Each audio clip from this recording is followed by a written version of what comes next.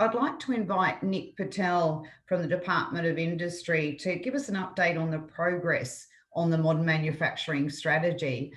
Nick, welcome and thanks for coming along today.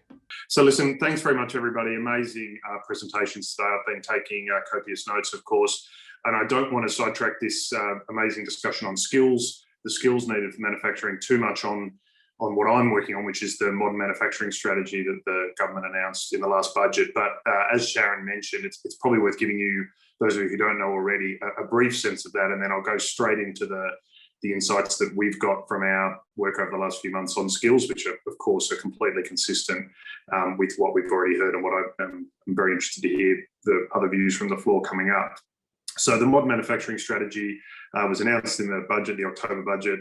The headline material is all on our website, and for those of you who haven't, I do recommend taking a look. There's good stuff there.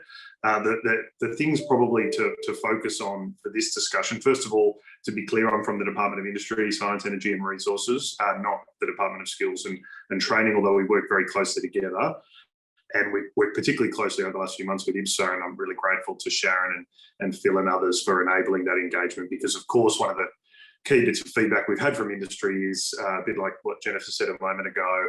Macroeconomic settings are crucial, and there are things you can do with a grants program, but there are things you can't. And skills is one of those issues that need to be resolved, or else you're not going to go anywhere.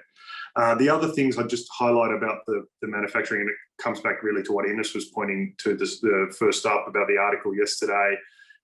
We are sort of targeted. People sometimes read manufacturing strategy, they assume it's all about chemicals and heavy industry. If you read the strategy, we certainly don't exclude that. We're certainly not saying that's not important to Australia, because it is. But the focus of the strategy is on 6 identified national manufacturing priorities, which I can rattle off if you need to. But and it's also very focused on the value add and the smile curve. Smile curve's right at the front of our strategy, and that, of course, leads to really interesting questions about job numbers.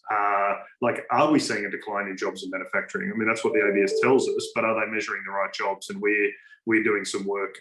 My chief economist there is doing some work with the ABS on that now. And as you probably all know, it's tough to measure that stuff right. But I think if we can't kind of get that baseline sorted and that data gathering sorted, then we're potentially going to be measuring the wrong things. So that's one thing. The other kind of the buzzwords for our strategy are scale and competitiveness, words that some of you have used already this morning.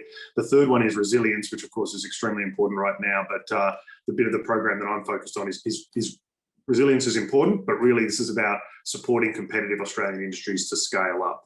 There is a huge grants element to this, $1.3 billion in the funding that I work on out of a total of $1.5 billion.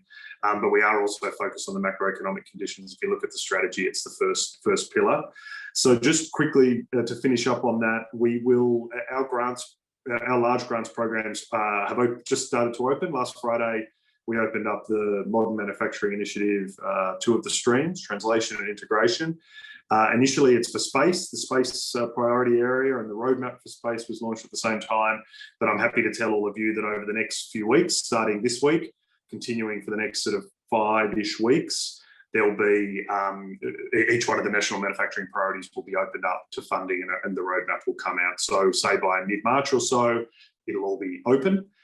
There is another element of the strategy, which is, as Jennifer mentioned, sort of precinct level investments, the collaboration stream we call it, and that'll open up in the second quarter. And there's obviously a bit of work to be done on that, including with people around this table.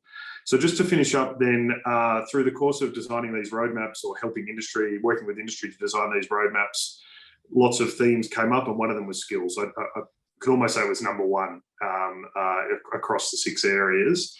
Each of the 6 areas gave us slightly different feedback, I think similar to what Sharon and Phil have found. But I would note just as a headline that the emphasis on vocational was very, very high. Not to dismiss the importance of the university sector, but I think there's probably an argument that Australia's doing pretty well there.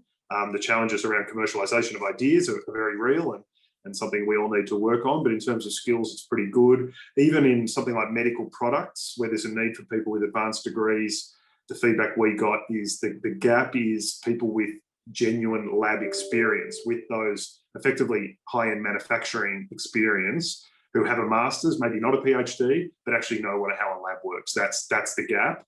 And, you know, industry and government need to work together on those things.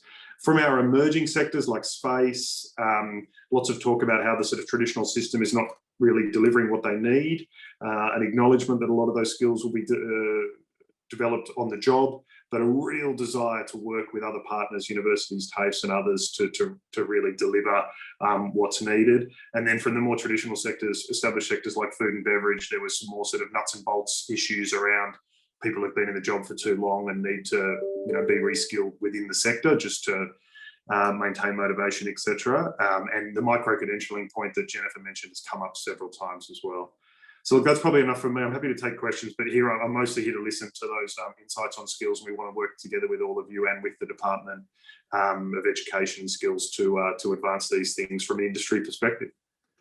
And thank you, Nick. And I also want to acknowledge the collaboration that we've been having and appreciating with the Department of Industry and the work that they're doing in modern manufacturing strategy, and that great collaboration that we seem to have playing out now between skills and industry.